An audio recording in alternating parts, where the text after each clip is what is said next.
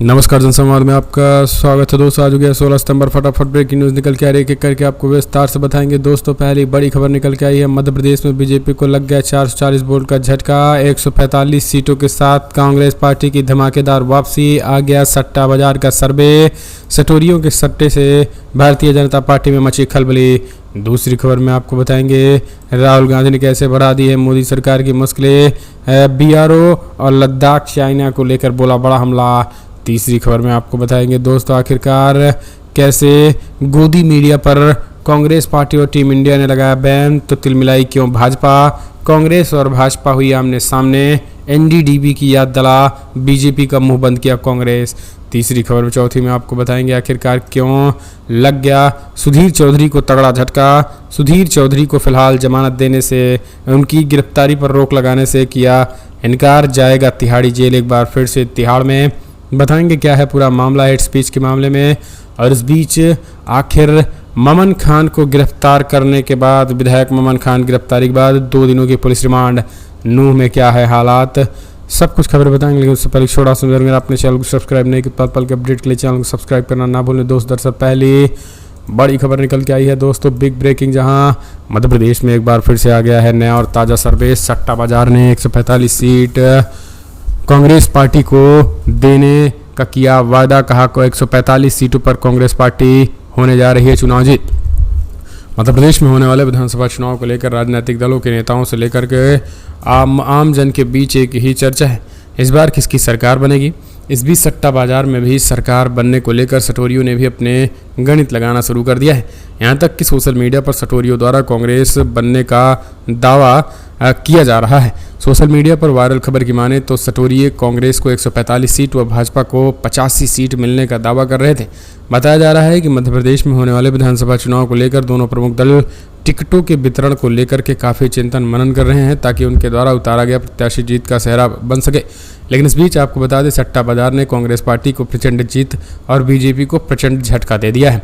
दरअसल सट्टा बाजार ने जिस तरीके से ये सट्टा बाजार ने कांग्रेस पार्टी को 145 सीटें, जबकि भाजपा के खाते में महज 85 सीटें मिलने का दावा किया है। आपको बता दें, सट्टा बाजार के द्वारा सोशल मीडिया पर जारी की गई सूची पर नजर डालें तो जबलपुर की 8 विधानसभा सीटों में से 5 सीटों पर कांग्रेस व 3 सीटों पर भाजपा को काबिज होना बताया गया है।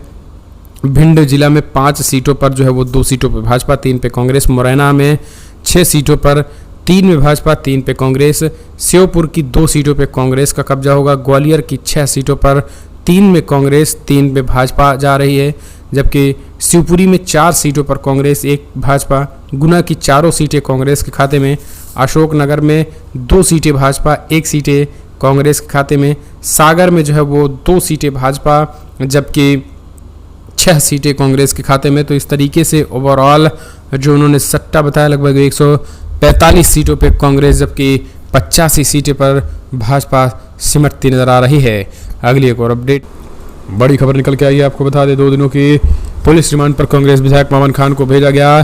कल फिलहाल नूह में चप्पे चप्पे पे पुलिस फोर्स, इंटरनेट की पाबंदी। आज भी नमाज जो है वो कुछ मुसलमान सड़कों पे उतरे थे, लेकिन उन्हें नमाज पढ़ने के बाद सकुशल भेज दिया गया और कहा गया कि नमाज आप अपने घरों में पढ़ें। कल आदेश दिया गया था, जिसके बाद ये पूरी तरीके से प्रॉपर लागू है। लेकिन सबसे बड़ी बात यह है कि अब जो वहाँ के नूह के SP नरेंद्र बिजरिया हैं, और बिजरिया ने कहा है कि फिलहाल पाकिस्तान से नूह में हिंसा भड़काने के संबंध जो है वो जो संबंध मिल रहे थे, वो नूह में पाकिस्तान से संबंध निकल के आ रहा था। और जिनके पाकिस्तान से संबंध हैं, जो जेल में हैं, उनके संबंध जो है वो कांग्रेस के विधायक ममन खान से मिल रहे थे, जिस वजह से ये एक्शन लिया गया है। और आपको बता दें, हरियाणा में जो दंगा हुआ था, इस पूरे मामले में गिरफ्तारी ममन खान की हुई है। आप सीधे तौर पर समझिए, मोनू मानेसर को इस पूरे मामले में क्लीन चिट दे दिया गया, विट्टू बजरंगी को क्लीन चिट दे दिया गया है, फंसाया गया है। तो कांग्रेस पार्टी के इकलौते विधायक को, जो उन्होंने कहा था कि जो है वो इस पूरे मामले में उन्होंने खुलकर विरोध किया था, खास करके मोनू मानेसर जैसे लोगों का, तो अब उन्हें ही जो है वो आरोपी बना दिया गया है। एक अगली एक और अपडेट, ज्ञान माफी में SI सर्वे के दौरान पाए गए हिंदू प्रतीकों को DM अपनी कस्टडी में रखें। वाराणसी कोर्ट ने दिया बड़ा फैसला। ज्ञानवापी सर्वे को लेकर वाराणसी जिला अदालत ने बड़ा फैसला लिया और जिला न्यायाधीश अजय कृष्ण विष्णु ने ज्ञानवापी मस्जिद के चल रहे भारतीय पुरातत्व सर्वेक्षण SI के वैज्ञानिक अध्ययन और सर्वेक्षण में हिंदू मंदिर में पाए जाने वाले सभी प्रतीकों और सबूतों को जिला मजिस्ट्रेट की हिरासत में रखने का आदेश दिया। राखी सिंह के वकील सौरभ ने मीडिया से बातचीत करते हुए कहा है कि श्रृंगार गौरी पूजा मामले में मुकदमा संख्या 18/2022 में मुख्यवादी राखी सिंह द्वारा दायर 3 आवेदकों में निपटारा करते हुए हिंदू पक्ष हिंदू मंदिर के संकेतों और सबूतों के संरक्षण वाली मांग की याचिका पर आदेश जारी किया और डीएम को कहा गया है कि आप एएसआई के तमाम सर्वों को अपने अंडर कस्टडी करें और सीधे तौर पर कहा गया है कि जब इसकी जरूरत होगी तब ही निकालना। एक और अपडेट निकल के आई है दोस्तों, जम्मू कश्मीर में सेना के जवान शहीद मेजर की मां ने कहा, सरकार अगर हमने सरकार को अपना बेटा सौंप दिया था लेकिन सरकार ने हमारे बेटे को एक बुलेट प्रूफ जैकेट नहीं दिला सकी। जी हाँ, दरअसल आपको बता दें दोस्तों, जिस तरीके से जम्मू कश्मीर के अनंतनाग में मेजर और डीएसपी समेत 5 सेना के जवानों की निर्मम तरीके से आतंकी हमलों में मौत हो गई, इस पूरे मामले में देश का हर एक व्यक्ति 130 करोड़ 40 करोड़ की जनसंख्या सत नमन कर रहा है। लेकिन सबसे ज़्यादा दुख जो है उसकी माँ का है। कलेजा फटा जाता रोते हुए शहीद की माँ ने कहा कि हमने सरकार को अपना बेटा सौंप दिया था और सरकार ने बुलेट प्रूफ जैकेट नहीं खरीद सकी। आज तक से बातचीत करते हुए सेना जो है वो शहीद मेजर की माँ ने इस चीज़ को लेकर खुलासा किया है, जिसके बाद से ये तरीके से तगड़ा झटका जो है वो लगा है। अगली एक और अपडेट निकल के आई है तो दोस्तों, आखिरकार भड़के गोदी मीडिया के पत्रकार, कहा आप प्रेस की स्वतंत्रता पर रोक लगा रहे हैं। संजय सिंह ने दिखाया आईना, कहा मोदी जी जब एनडीटीवी और आपकी सच्चाई दिखाता था तब आपने उसको बहिष्कार क्यों किया था? क्या वो प्रेस फ्रीडम ऑफ एक्सप्रेशन नहीं था?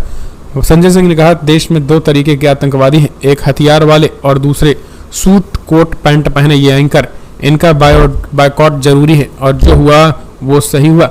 इतना ही नहीं, प्रियंका चतुर्वेदी शिवसेना की नेता ने भी बड़ा बयान देते हुए कहा कि बीजेपी ने एनडीटीवी का बहिष्कार किया तब सब चुप थे, लेकिन इंडिया ने बायकॉट किया तो प्रेस की स्वतंत्रता अब खतरे में कैसे आ गई। अगली एक और अपडेट निकल के आ रही है दोस्तों, बड़ी खबर, जहां राष्ट्रपति को जो है वो कमान सौंपे जाने पूर्व राष्ट्रपति को कमान सौंपे जाने पर भड़की कांग्रेस, कहा यह संवैधानिक मूल्यों का है हनन, पूर्व राष्ट्रपति सरकार के प्रति कभी नहीं हो सकता है जवाबदेह। भारतीय जनता पार्टी के पक्ष में जेपी नड्डा ने शुक्रवार को पूर्व राष्ट्रपति रामनाथ कोविंद से मुलाकात की और पूर्व राष्ट्रपति एक राष्ट्र एक चुनाव लागू करने की संभावनाओं का पता लगाने के लिए एक समिति का नेतृत्व करने की जिम्मेदारी सौंपी गई। जेपी नड्डा ने सुबह ही दिल्ली में रामनाथ कोविंद के आवास पर उनसे मुलाकात की। पूर्व राष्ट्रपति इस बात की संभावनाएं तलाश रहे हैं कि कैसे देश में लोकसभा और राज्यसभा विधानसभाओं के चुनाव एक साथ कराए जा सकते हैं। साल 2014 में सत्ता में आने के बाद से प्रधानमंत्री मोदी लोकसभा और विधानसभा के चुनाव एक साथ कराने के समर्थक रहे हैं। रामनाथ कोविंद ने भी 2017 में राष्ट्रपति बनने के बाद इस पर अपना समर्थन जताया था और अब ये चीज़ें जो है वो निकल के आ रही है और कहा जा रहा है कि फिलहाल 1 नेशन 1 इलेक्शन की बात की जा रही है और कांग्रेस भड़की हुई है कि पूर्व राष्ट्रपति को आप इस तरीके से उनके जवाबदेही किसी भी सरकार की तरफ से नहीं हो सकती है। एक और अपडेट, हेट स्पीच मामले में बुरा फंसा सुधीर चौधरी, तिहाड़ी चौधरी को फिलहाल कर्नाटका हाईकोर्ट ने राहत देने से किया इनकार, कहा जांच जरूरी है। जी हाँ, कर्नाटका हाईकोर्ट से सुधीर चौधरी को तगड़ा झटका लगा है। जज ने कहा है कि फिलहाल केस जो है वो और केस वाजिब लगता है, तत्काल जांच होनी चाहिए। इस पूरे मामले में उन्होंने कहा है कि अब ये सुनवाई होगी। कर्नाटका हाईकोर्ट ने सुधीर चौधरी को राहत देने से फिलहाल इस पूरे मामले में इनकार कर दिया। हालांकि उन्होंने जो है वो कुछ थोड़ी फौरी राहत दी है कि फिलहाल गिरफ्तारी अभी जो है वो इनकी नहीं होगी, लेकिन महज 20 तारीख तक, 20 तारीख के बाद कर्नाटका सरकार जो है पूरी तरीके से जांच करके कर्नाटका पुलिस कुछ भी कर सकती है।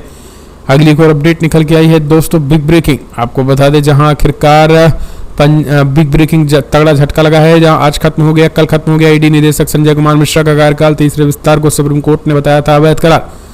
दरअसल आपको बता दें दोस्तों, ईडी के चीफ संजय कुमार मिश्रा का कार्यकाल 15 सितंबर को शुक्रवार को खत्म हो गया। संजय कुमार मिश्रा ने ईडी 2018 में ईडी निदेशक का पद संभाला था, इसके बाद उन्हें विस्तार दिया गया था।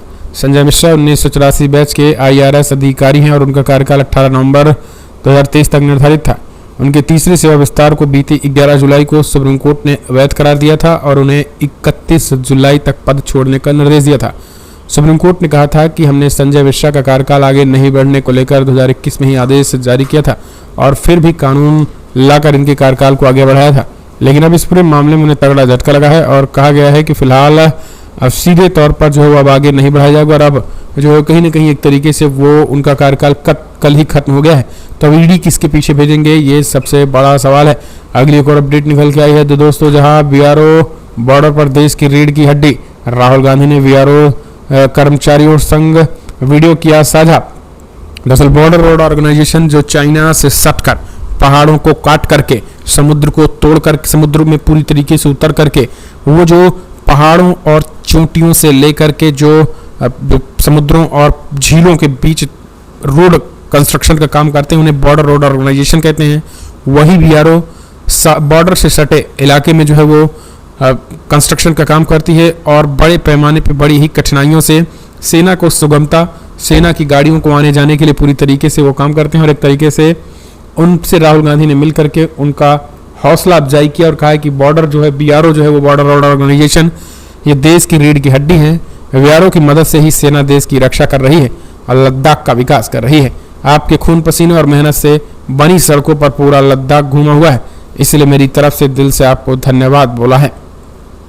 अगली एक और अपडेट भी निकल के आई है। आखिरकार दोस्तों अब हमने आपको बताया था कि कैसे किस तरीके से जो है वो अनंतनाग में हालात खराब रहे।